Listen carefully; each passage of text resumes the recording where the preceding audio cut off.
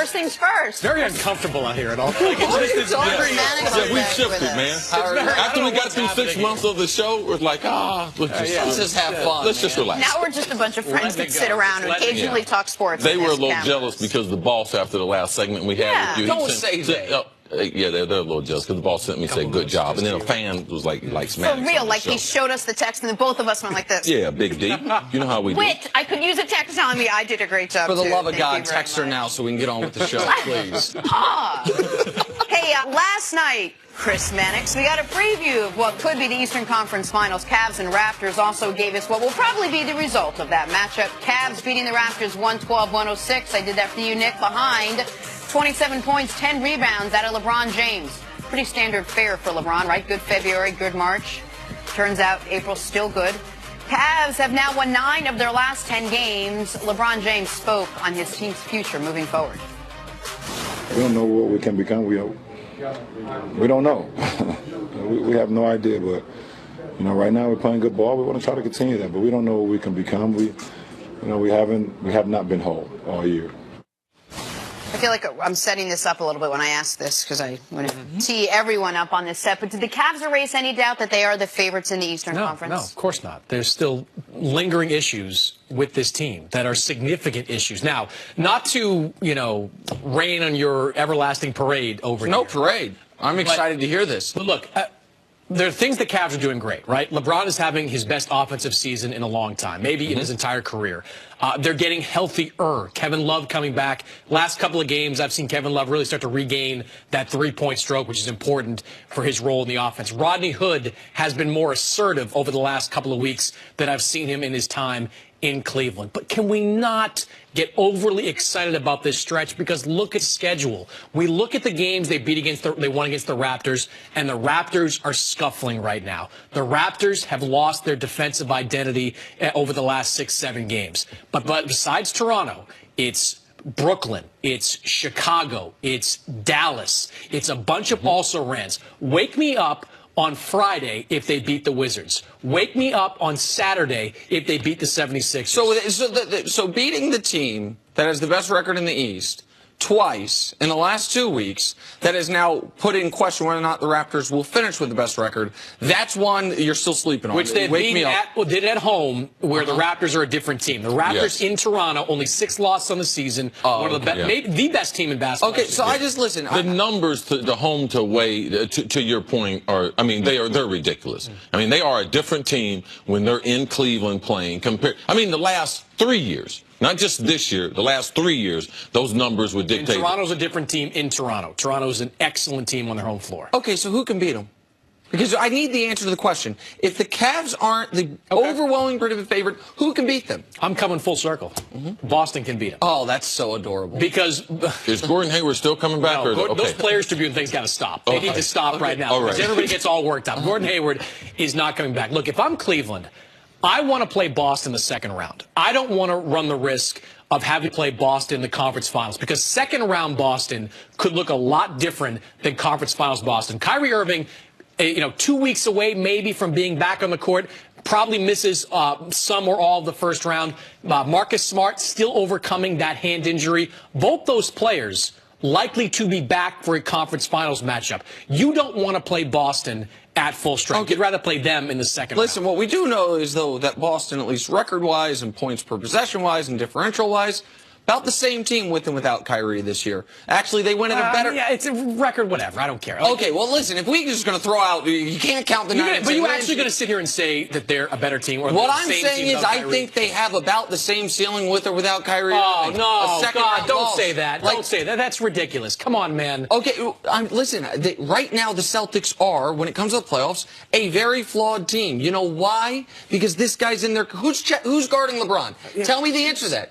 Tell me. There's nobody in the league that you can say he's guarding LeBron. No. Not a single player outside of maybe a healthy Kawhi Leonard that can guard LeBron James. Let me tell you something that you are not factoring in all this. You're not factoring in Brad Stevens. The edge that Boston has in the coaching department is significant. I've been watching the games they played over the last couple of weeks. Brad Stevens took a skeleton crew to Portland and won out there. They almost won last night. I know. They almost won last night with Kadeem freaking Allen as the starting point guard. Okay, Mannix, no one gives Brad Stevens more praise than Nick Wright. I have to slow him down. I mean, he says, Pop Steve. I was like, hey, slow down, Nick. Like, the guy just got there. So Nick Wright, but no, he believes in the coach more than anything else that they have there. I think the coach is their single best asset. Not Tatum, not Kyrie, not these future draft picks. I think it's Brad Stevens. So I don't discount Brad Stevens. I do, though, when you say that the Celtics, where if Kyrie comes back, and by the way, if you're Kyrie, you trust in this Boston medical staff? When you're a pending free agent in a year, and it is a knee injury after what you saw happen with Isaiah Thomas, like, I'm not. The apples and oranges too with the knee versus the hip. And I know you are a true believer in Jason Tatum. And by the way, I missed on Jason Tatum coming into the league. I thought he was going to be the fourth or fifth best player in this draft. Does not look like that is the case. Jason Tatum, looks like they did a brilliant job trading from 1 to 3, getting an extra pick and getting Tatum. But who was the last rookie to make a difference on a good team in the playoffs? I don't know, but Jason Tatum is going to be the first. Jason Tatum is going to make a difference with this team in the playoffs. He has done it all season long. First month of the season against Golden State, played like crap for 3.5 quarters, wound up winning the game for them at the end. He has been entrusted, guys, all season long by Brad Stevens. He doesn't look over his shoulder when he misses 2 or 3 shots because he knows he's staying in the game. And Nick, look, the last time the Cavs and Celtics played, the Cavs spanked Boston, right? Went into Boston, blew them out. That was one of the first couple of games they played. Actually, I think the first full game they played with their new guys, right? Had a bounce of energy in their step with those new guys. A month prior to that, in Boston, the Cavaliers got worked over. They were just controlled the entire game in Boston. I think the gap, or what these two teams are, is somewhere in between all that. That's why I give Boston a chance if they get all their guys back. Yeah, I give Brad Stevens credit. He's done a remarkable job.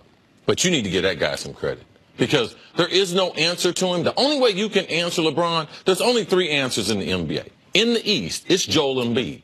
You answer power with power because no one's going to be able to guard LeBron. Right, you're not saying Embiid guarding LeBron. No. You're saying getting his points. You have to have that type of mismatch where you can take advantage of him. I believe that slows down LeBron. And then we know the firepower they have in the West. No one in the West can guard LeBron, but the firepower in Houston and the firepower in Golden State. That's the only way you can. But you guys continue to sit here and, look, you mentioned Houston, Golden State, 2 teams that are top 10 defensive teams. You continue to sit here and believe that this Cavs team is just going to flip a switch. Maybe not him. Sorry. You sit here and believe that this Cavs team flips a switch and becomes a playoff-ready defensive team. I haven't seen it, Nick. I haven't seen it all season long. You've got to show me. And don't say they did it last year and the year before. It's not the same team. Well, what you just said to me, and I'll be quick here, is that you won't believe it until you see it, and I can't use anything that happened in the past as evidence. It's a different team. If I can't use the past or the future, I don't know exactly what you want me to say. But what I will say is this.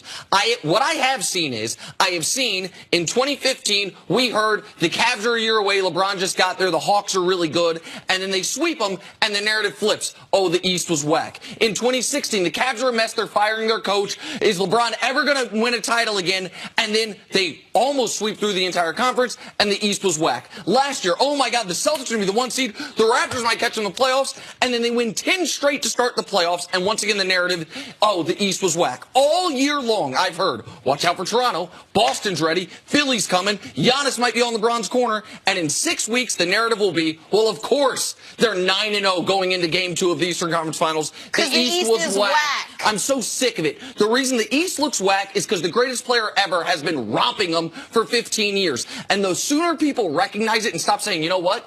I think Yabusele is the guy? Yabusele. Yabusele is going to slow him down. Last night we saw OG Anunoby try to slow him down. How the hell's that working for everybody? It's nonsense, but I'm excited to have you back when we talk about it. Would you be surprised if they lost in the first round? Gosh. They being the Celtics or the Cavs? I'd be surprised if they lost 1 game in the first round. That's what I'd be surprised by. So I'm just going to actually take this caffeine. No, give me my coffee. I don't think you need another sip of that That's thing. some Easter preaching right there. I mean, it's Chris Mannix, look what you did to our Nick Wright. Thank you so much for being here. Coming up, the Pats dealt Brandon Cooks. What's next for New England? How can he have faith in Kyrie who we ain't seen yet? Like, what we going to see with that? He said, like, we haven't seen Kyrie do it. Kyrie with that knee? 2 consecutive. All right, he's that damn